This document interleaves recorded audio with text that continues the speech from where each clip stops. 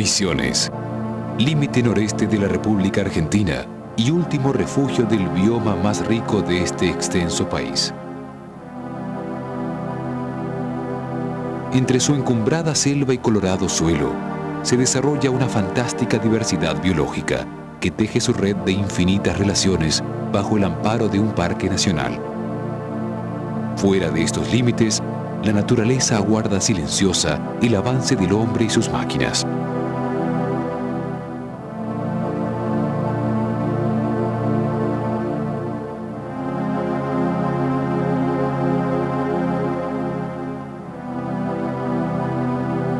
En el pasado, la selva brasileña austral se extendía por casi todo el territorio de la provincia de Misiones. Víctima de décadas de continua deforestación, hoy tan solo sobrevive un vestigio de esa exuberancia vegetal.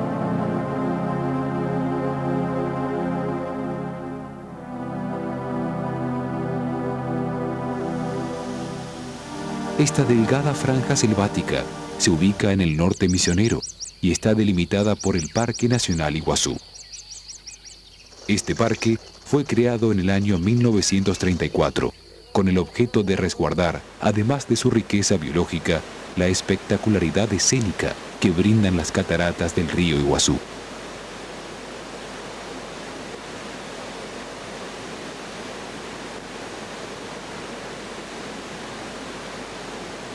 Los fitogeógrafos denominan a esta región Provincia Botánica Paranaense. Los diferentes estratos de la selva proporcionan diversos medios habitables para la fauna y una casi infinita fuente de alimento. Los tiernos brotes y carnosos frutos atrajeron a muchos mamíferos, como los monos, hacia el dosel de la selva.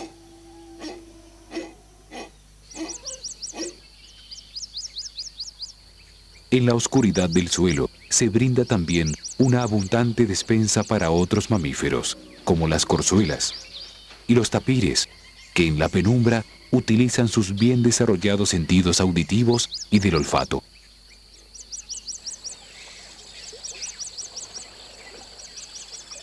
La inmensa variedad de aves especializó su dieta en base a esta gran oferta de alimento, colonizando en su totalidad la arquitectura de la selva. En nuestros días, la irracionalidad humana hace peligrar este tipo de biomas, uno de los más amenazados del planeta.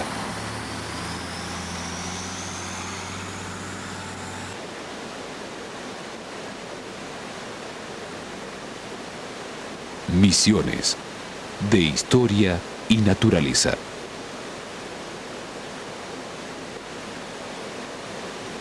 Las cataratas del Iguazú fueron vistas por primera vez en 1541, cuando Álvar Núñez Cabeza de Vaca, dirigiéndose desde el Atlántico hacia Asunción del Paraguay, se topó ante una de las maravillas del mundo, denominándolas Saltos de Santa María, a los que los indígenas guaraníes llamaban Iguazú, cuyo significado es agua grande.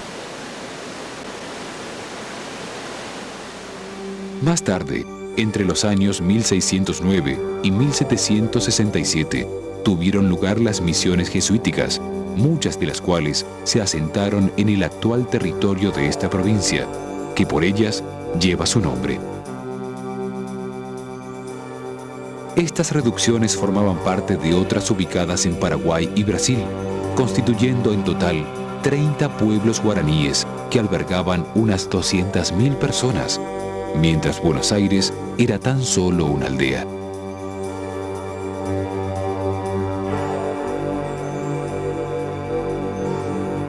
Las ruinas de San Ignacio Mení son vestigios de aquel lejano esplendor.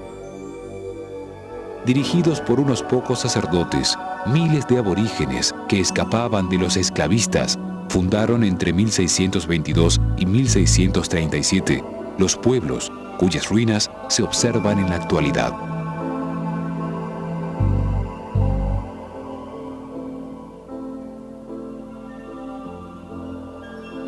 Los guaraníes aportaron sus creencias y manualidades, y los jesuitas españoles, alemanes y portugueses todo el sistema de vida conocido en Europa hasta ese momento como la ciencia, las artes y la técnica.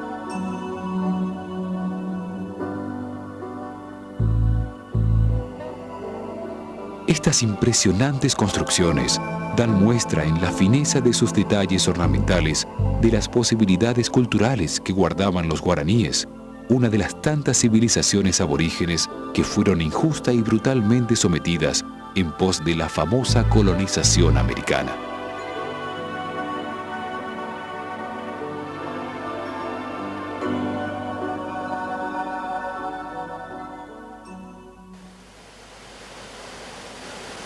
Hacia fines del período Triásico, hace unos 120 millones de años, tuvo lugar en esta región una descomunal actividad volcánica, acompañada luego por la potente acción erosiva de las aguas y del viento, arrastrando areniscas que dejaron al descubierto las rocas eruptivas que forman el basamento de los actuales altos.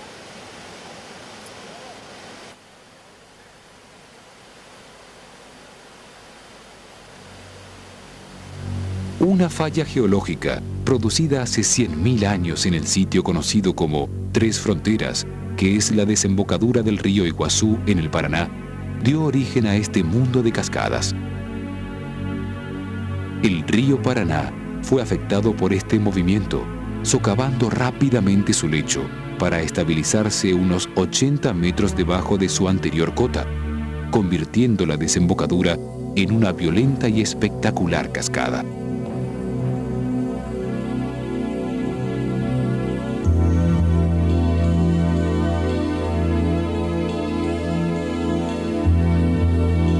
Estas cataratas retroceden muy lentamente.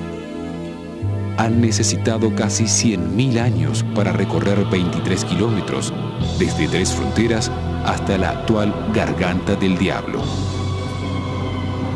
No solo el Iguazú formó cataratas, sino todos los arroyos de la zona que se vieron afectados por la misma situación, creando pequeñas cascadas dentro de la selva.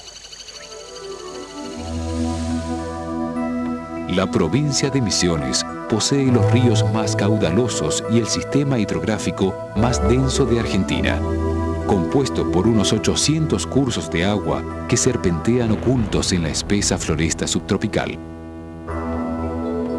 Los principales ríos son el Iguazú, el Paraná y el Uruguay, donde existe un accidente geográfico único por sus características.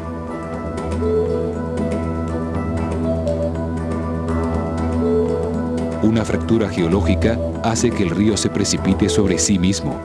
Este prodigio natural, donde alternan salientes y hendiduras y transita una larga cortina de agua, se conoce como Saltos de Moconá. Moconá no tiene traducción del guaraní, pero es probable que los aborígenes hayan llamado a estas cascadas Mocombá, que significa traga todo.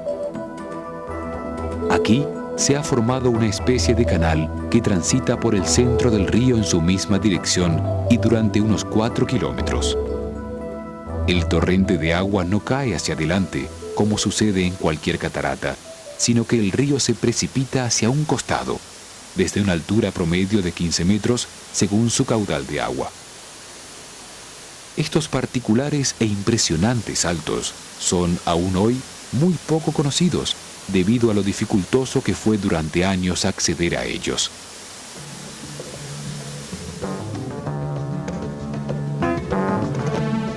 El río Iguazú nace en Brasil, a 1.300 metros sobre el nivel del mar, y recorre unos 540 kilómetros hasta llegar a este parque nacional, desde donde se logra la mejor apreciación de todos los saltos que componen el llamado Circuito Cataratas.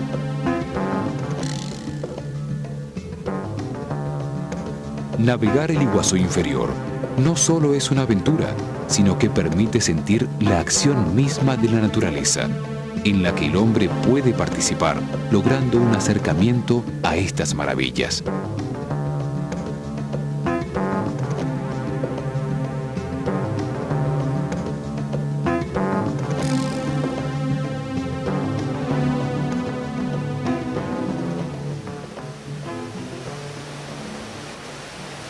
Las garzas asisten a estos lugares seguras de que obtendrán el alimento que queda atrapado entre los intersticios que forman las rocas.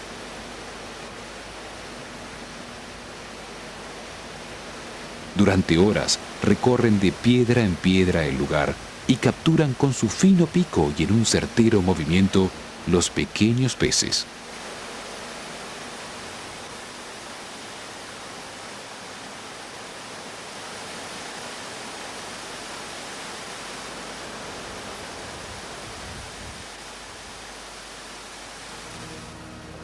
Este es el Iguazú Superior.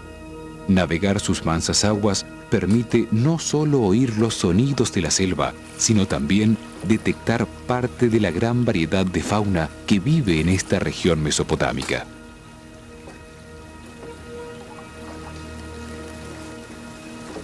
El silencioso desplazamiento de estas embarcaciones posibilita el acercamiento a las distintas aves, como las garzas blancas, que se concentran en gran número sobre las copas de los árboles.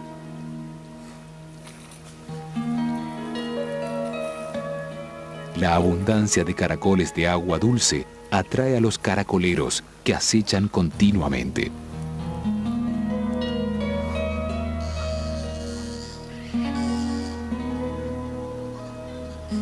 Un típico habitante de estos ríos es el yacaré, que suele tomar baños de sol en las orillas o estar en posición de reposo en el agua, escogiendo el sitio adecuado para mimetizarse con el ambiente.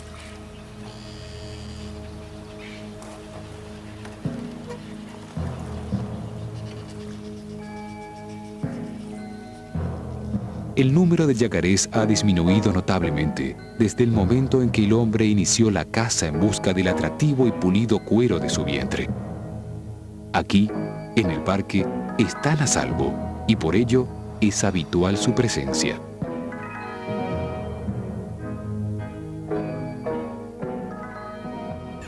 Este parque conserva una selva misionera, es la selva subtropical. Con su permiso me voy a sacar el sombrero porque la selva lo que tiene también es temperatura, es calor, y como tal nos ofrece una gran variedad de animales, que algunos el hombre lo puede ver como con un carisma de simpático y otros como que no, que es el tema de los ofidios, y a ello nos vamos a referir en este momento. En la selva misionera existen 12 especies de víboras venenosos, separadas en 3 géneros, que son con nombres comunes, cascabel, coral y yarará. En el caso de la yarará cusú, de un diseño muy lindo, muy llamativo, fácilmente confundible a simple vista con la cascabel, después que uno toma detalles se notan las diferencias. Y con eso lo que se hace es simplemente tomarla, fijarse algunos detalles en el diseño, en las medidas, en la posibilidad de que pudiera estar preñada o no, y en ese caso se esperaría a que tenga las crías, que estas víboras tienen crías vivas, y después se liberan en el medio ambiente lo más naturalmente posible. ¿Por qué se hace esto?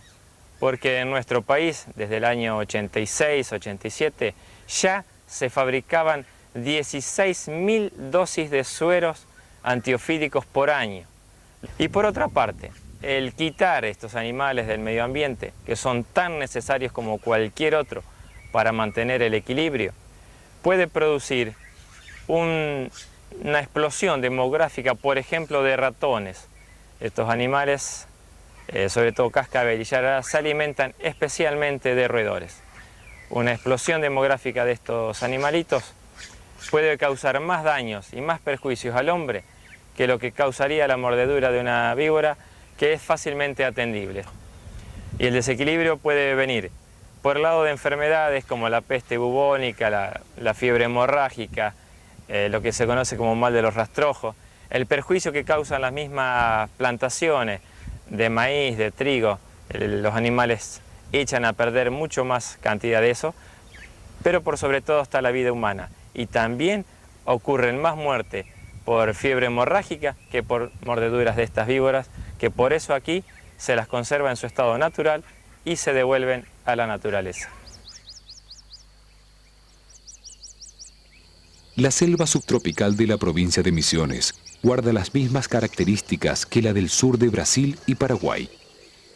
Este tipo de ambientes se caracteriza por su impenetrabilidad, ya que desde el suelo hasta prácticamente los 40 metros de altura se encuentra cubierto con vegetación. La abundancia botánica es tal vez el rasgo más distintivo. La constante humedad y elevada temperatura, debido a los vientos procedentes del Océano Atlántico, son los factores ambientales que hacen prosperar esta magnífica asociación florística. Cerca de 2.000 especies de plantas y 200 de árboles son conocidas en este lugar, destacándose la grapia, el cedro, el laurel, el petiribí y el palo rosa, este último en serio peligro de extinción. La selva es como un edificio verde, siempre decimos nosotros, donde así como en un edificio tenemos varios pisos y habitantes propios de cada piso y departamentos dentro de cada piso, en la selva también tenemos un estrato mucinal de musgos, líquenes, de hongos, que es el piso de la selva, donde hay animales que solo se mueven por allí, donde están los hongos que son descomponedores de todo lo que cae muerto, hojas, flores, otros animales que caen muertos al suelo, lo descomponen, lo disgregan, lo transforman de nuevo en elementos que pueden ser captados por las raíces de los árboles.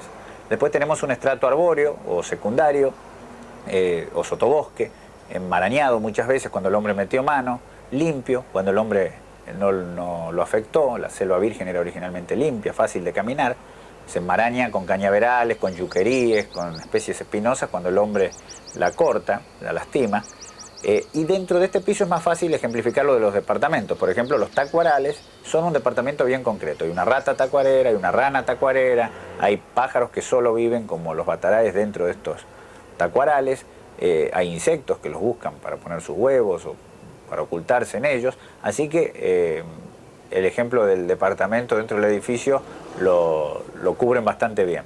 Después tenemos un estrato arbóreo inferior y otro superior, o un estrato arbóreo donde el hombre simplificó las cosas, que es el dosel o techo de la selva. Ahí están los monos, ahí están muchos de los animales del suelo que suben a refugiarse allí o a dormir allí arriba, y muchos pájaros que no se mueven por debajo de ese estrato, los loros, los tucanes, esas aves coloridas y grandes de la selva se mueven allí arriba, no en el los estratos inferiores. Y después tenemos un piso de emergentes, que son los grandes árboles que asoman como antenas gigantescas del edificio por encima de todo el techo de la selva, y que también cumple su función sirviendo de paradero a un montón de animales.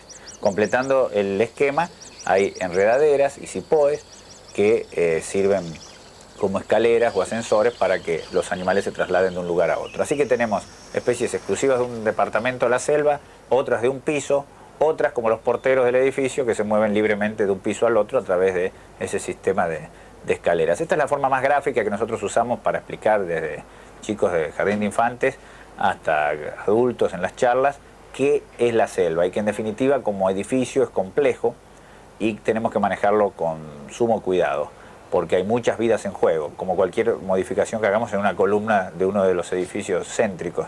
Sabemos que puede costarnos muy caro si nos equivocamos. Bueno, aquí lo mismo. Y las columnas, el esqueleto vivo de la selva son los árboles. De allí la importancia que nosotros le otorgamos a estos árboles, que aparte le daban la identidad a esta selva. Cuando uno a un indio guaraní le preguntaba dónde vivía, nos decían Misiones. Misiones es un nombre que puso después la Argentina a su pedacito de selva, misérrimo al lado de lo que tenían Brasil y Paraguay, pero hoy, como te digo, el único pedazo que ha quedado más o menos en situación de ser salvado, ellos le decían el Ibirar Etá, es decir, la tierra o país de los árboles.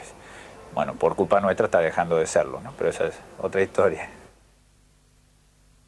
Bajo la sombra del palo rosa, el más alto de la selva paranaense, crece generalmente el palmito, una palmera codiciada por su cogollo comestible, cuya separación le ocasiona inevitablemente la muerte. El Parque Nacional Iguazú representa su último refugio, pero de vez en cuando sufre el castigo de los cazadores furtivos, cuya codicia los llevó al asesinato del guardaparque Bernabé Méndez, perpetuando con su nombre la escuela formadora de estos agentes. Esos palmitos que compramos en los supermercados provienen de una palmera que ha nacido en la selva. no existen cultivos de esta especie, entonces son extraídas de las poblaciones naturales que existen en la zona. En la provincia, el palmito ha casi desaparecido y las únicas concentraciones se encuentran dentro del parque.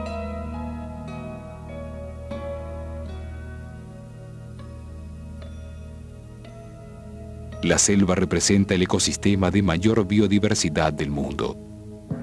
Los roedores han influido en la historia de la humanidad más que ningún otro grupo de mamíferos, ya que el 40% de las especies pertenece a este orden.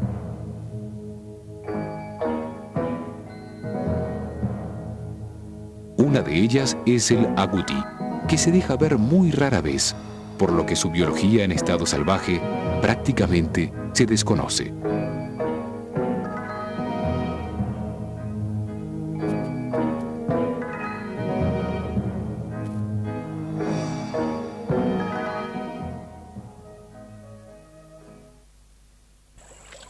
Dentro de los tantos animales que se ocultan en esta maraña vegetal, la ardilla gris representa uno de los más simpáticos y escurridizos mamíferos que habitan el lugar.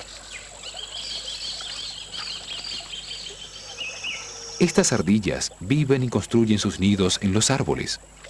En el suelo se desplazan con graciosos brincos y para comer sostienen la comida entre sus garras delanteras.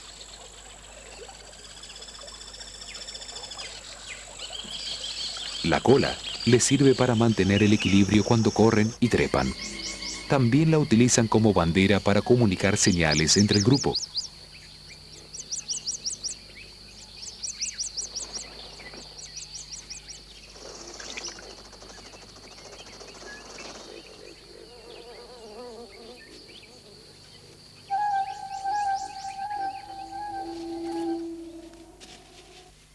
El cuatí es otro de los mamíferos que posee hábitos arborícolas. Su vida transcurre generalmente en los árboles, donde se desempeñan con tanta facilidad como los monos. En el suelo también se mueven con rapidez y mientras tanto olfatean con insistencia, metiendo constantemente la nariz en todas partes.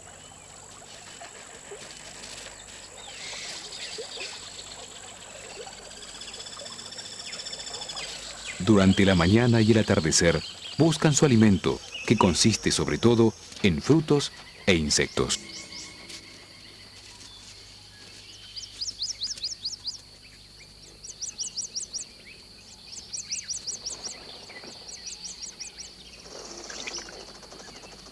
La época de celo ocurre durante el invierno.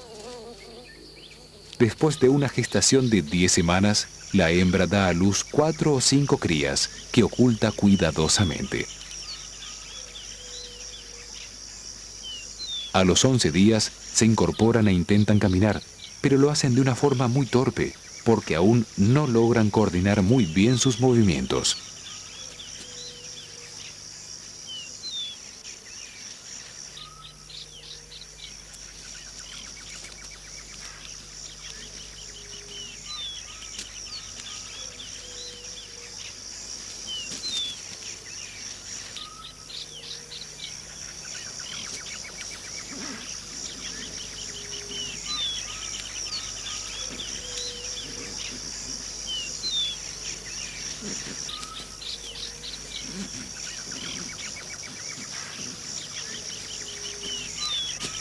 Luego de 2 meses, los pequeños coatíes comienzan sus primeras andanzas por el bosque, acompañados por la madre, que los defenderá valerosamente haciendo buen uso de sus dientes y de sus filosas uñas. Alcanzada la madurez, los machos serán los primeros en abandonar la vida comunal.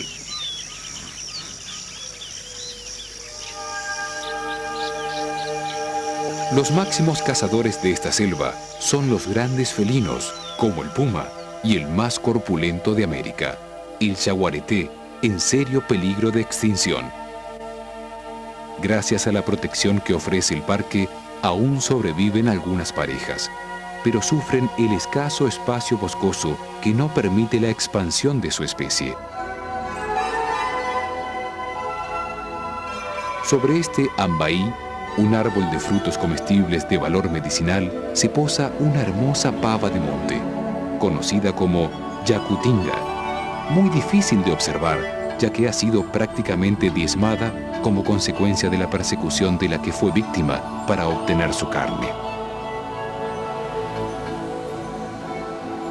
Se presume que unas 400 especies de aves pueblan el parque.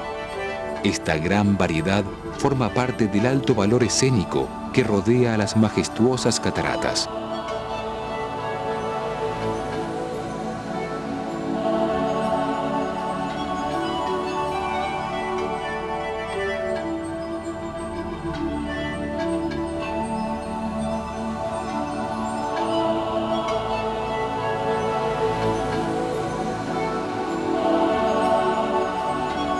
Dentro del área, en el sector de acceso, se da una clara adaptación de la naturaleza a la presencia humana. Los boyeros son habitantes de montes y selvas, en cuyos árboles construyen los nidos en forma de boya o manga alargada, dando origen a su nombre.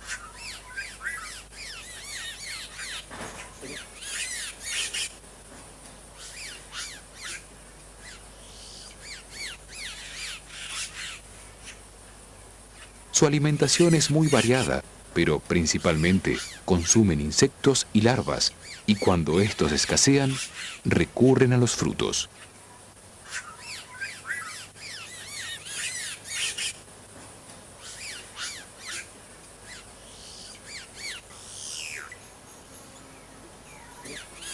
Los nidos tienen la forma de un tubo angosto y son semicolgantes, es decir, que están firmemente sujetos a las frondas de los árboles. Los pastos y otras fibras vegetales son utilizados para su construcción, y en este lugar toman del pindó, una palmera de unos 10 metros de altura, las resistentes fibras de sus hojas que entretejen y adhieren con una especie de goma extraída con el pico de los frutos de la cancharana, un árbol de gran porte.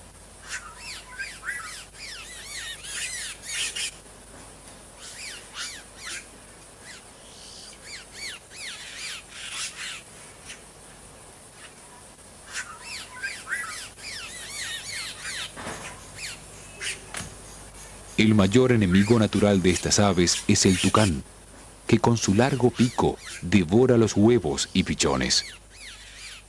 Para evitar este peligro, los boyeros han decidido anidar en los pindó que crecen en los lugares concurridos por el hombre.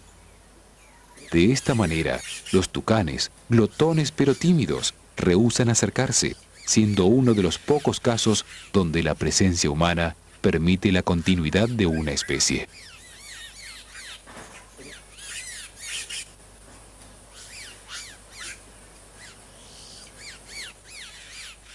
A pesar de su gran tamaño, el pico del tucán es sumamente liviano y sus bordes aserrados le permiten trozar perfectamente los frutos que se hallan en las ramas más débiles.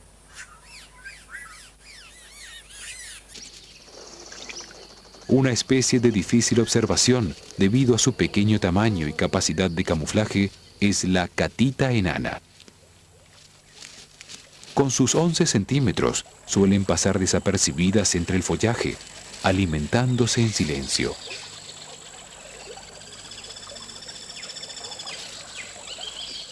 Ellas trepan de rama en rama y adoptan posturas muy variadas para comer los frutos, flores y brotes de ciertos vegetales, colocándose cabeza abajo.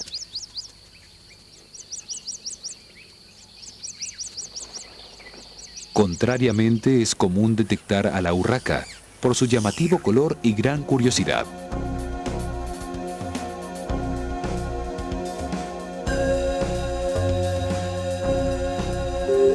Durante la primavera, construyen sus nidos de una forma simple, pero bien ocultos entre el follaje de los árboles.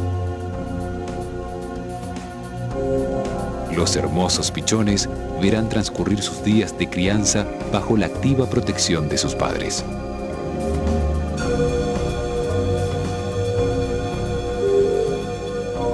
En los momentos de mayor radiación solar, hacen su aparición las mariposas y los reptiles. Cumpliendo una importante función al contribuir eficazmente en la polinización de las flores, las mariposas se congregan en numerosos grupos, atraídas por las sustancias salinas que generalmente encuentran a la vera de los arroyos y cascadas que refrescan el interior de la selva.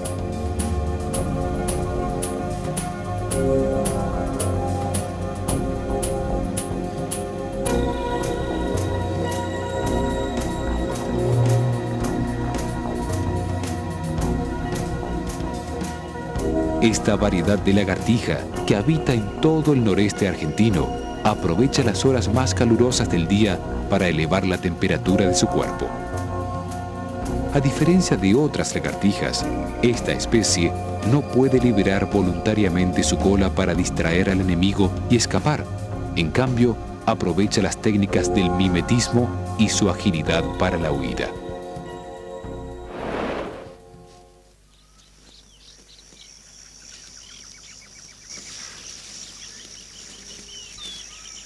El Parque Nacional también asegura la sobrevivencia del lagarto, que ha sido duramente castigado con fines comerciales, debido principalmente a su cuero, que es utilizado en marroquinería.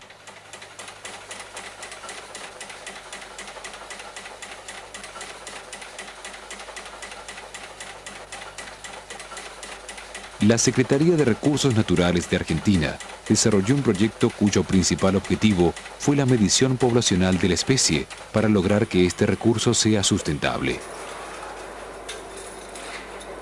A la vez, se comenzó con una campaña de concientización dirigida a los cazadores, tratando de evitar la caza indebida.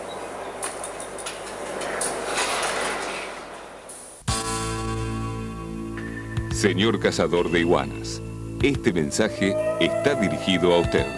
Existen normas legales que regulan la captura y exportación de estas especies silvestres. Cazar animales chicos, menores de 24 centímetros o fuera de temporada, no solo perjudica a la especie, sino también a usted, como beneficiario de este recurso, que es además de su comunidad. Señor cazador, acopiador, dueño de campo, la Dirección de Fauna de esta provincia y la Dirección de Fauna y Flora Silvestres de la Nación lo invitan a informarse.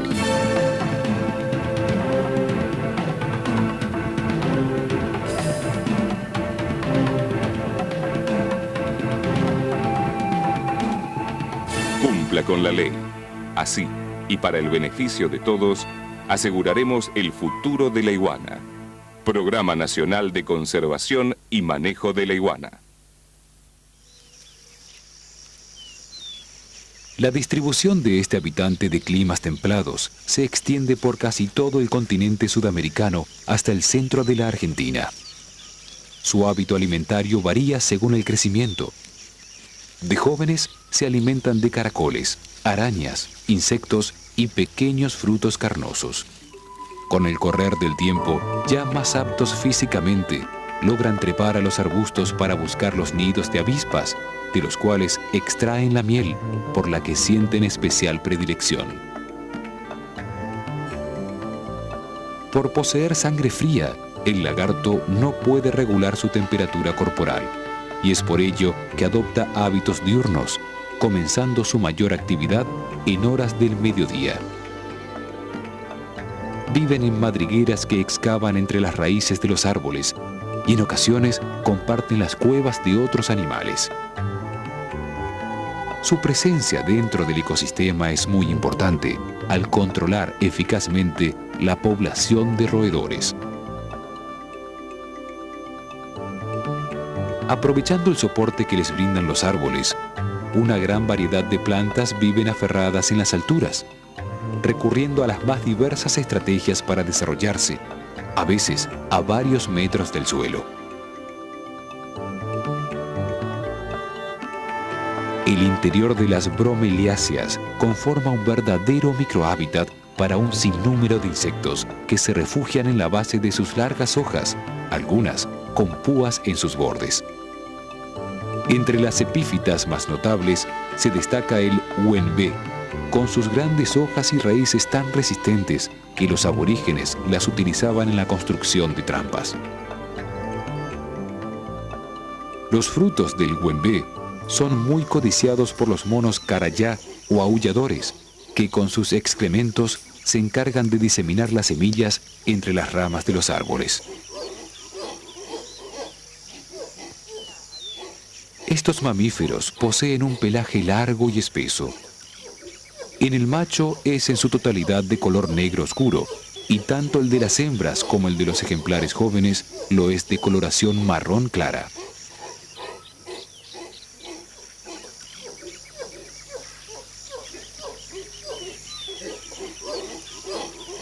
El nombre de aulladores proviene de la particularidad que tienen de emitir gran cantidad de sonidos que indican mensajes como llamado a las crías o alerta para la defensa o la huida.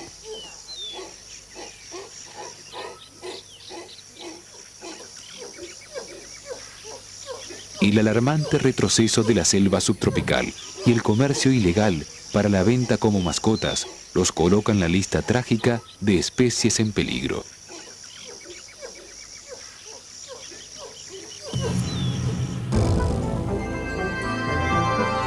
La típica tierra colorada de Misiones, producto del óxido férrico, resalta la gran cantidad de caminos trazados en la provincia, impresionando como heridas sangrantes a una selva que desaparece.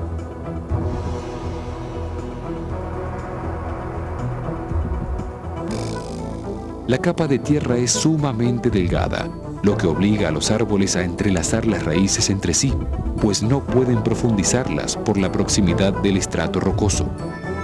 Por lo tanto, si un árbol es talado, se debilita al resto, ya que se elimina parte de la fijación.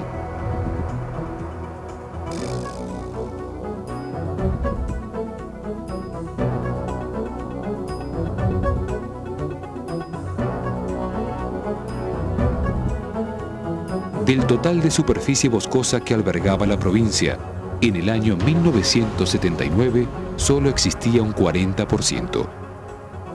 En ese entonces, el ritmo de desaparición era de unas 16.000 hectáreas por año. El rozado se impuso como método de clareo. Así, el hacha y el fuego abrieron claros en el monte. A los cultivos de hierba, tabaco, té y mandioca se sumó la forestación masiva con pinos exóticos, carentes de valor como refugio y alimento para la casi totalidad de la fauna misionera. Una sola hectárea de selva posee más de 40 especies distintas de árboles y otros vegetales de recursos genéticos aún ignorados. Probablemente la cura del cáncer o del temible HIV aún permanezca oculta en algunas plantas desconocidas dentro de esta misma porción de selva que ahora desaparece.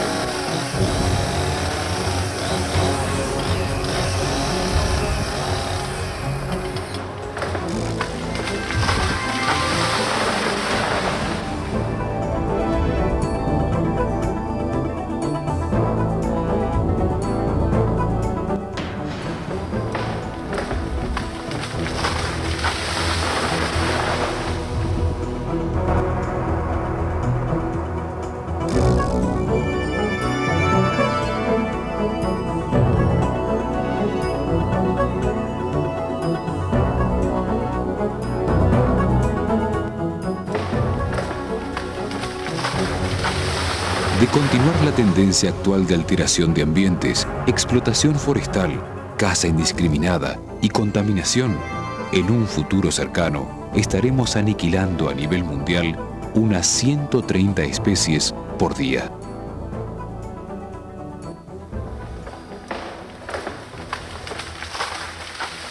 Bueno, si la selva misionera por alguna contingencia desapareciera o si la condenáramos a ese triste destino, perderíamos los argentinos nuestro gran banco de semillas, nuestro gran reservorio verde, nuestra farmacia olvidada del monte, ese lugar que fue ámbito para nosotros de aquellos recuerdos escolares de los cuentos de Horacio Quiroga, ¿no?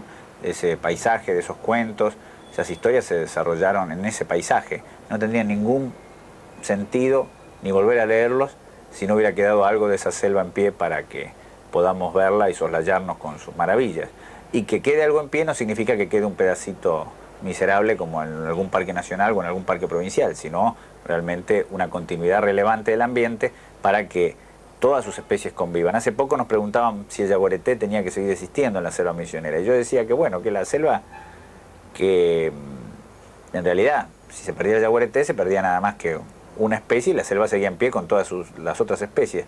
Pero se hubiera cometido uno de los mayores sacrilegios porque se habría perdido la magia del paisaje. Yo creo que trasladando esto que yo dije con el yaguareté y la selva misionera a la selva y el resto del país, si perdiéramos la selva, los argentinos perderíamos el ámbito del misterio, el ámbito aquel donde vivía el Pombero, el Yacilla Teré y todos esos seres míticos que Quiroga y otros tantos nos reflejaron también en sus libros y que en definitiva reflejaban una idiosincrasia de seres que protegían a esa selva de los embates del hombre, que ya por entonces se advertían como peligrosos. Por eso sería una pena que no supiéramos verla a la provincia de Misiones como uno de los grandes sedes ecoturísticas del país y por qué no sacrificar la posibilidad de otros usos que son incompatibles a este otro que en cambio es un uso que masivamente todo el mundo apoya y que hoy le compete a Misiones ejercerlo y a la Argentina toda por ser el último reservorio en pie que nos queda de ese ambiente en el mundo. Un ambiente que, aunque parezca mentira, está más amenazado que la mucho más popular, inventada y difundida selva amazónica.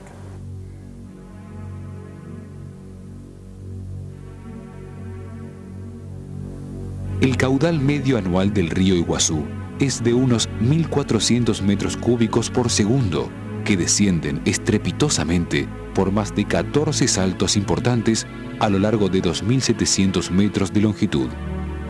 Las aguas se vuelcan en una caída de 70 metros, que al estallar contra las rocas se pulveriza, formando densas nubes sobre las que el sol describe atractivos arcoíris.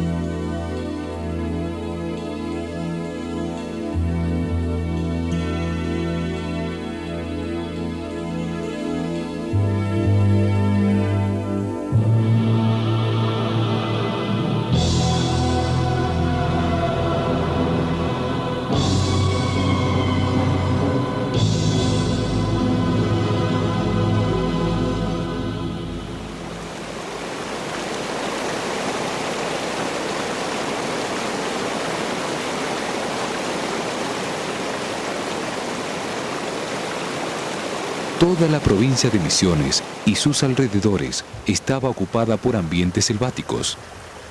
Hoy solo sobrevive la selva del Parque Nacional Iguazú y otros pequeños manchones en esta región.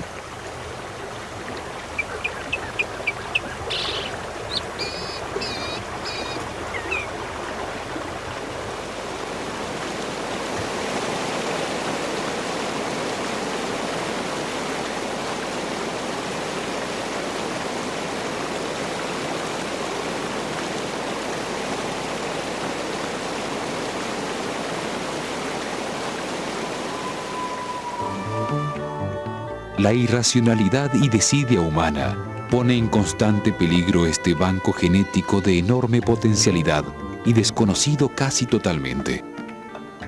A nivel planetario, cada 48 horas desaparecen selvas cuyas extensiones superan a las de este parque nacional. En un futuro no muy lejano, las tierras arrasadas se aproximarán a los límites de Iguazú y entonces ya será tarde.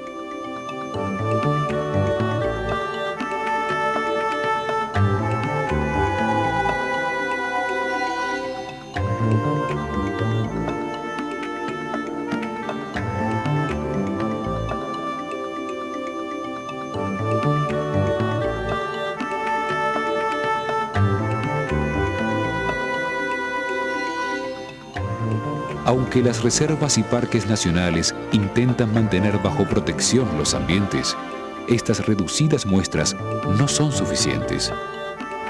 Deben ampliarse las fronteras que delimitan la sobrevivencia de un ecosistema natural.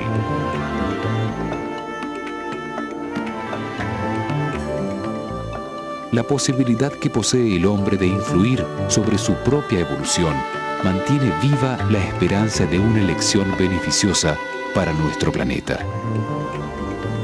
La responsabilidad de definir y luchar por este objetivo nos compromete a todos.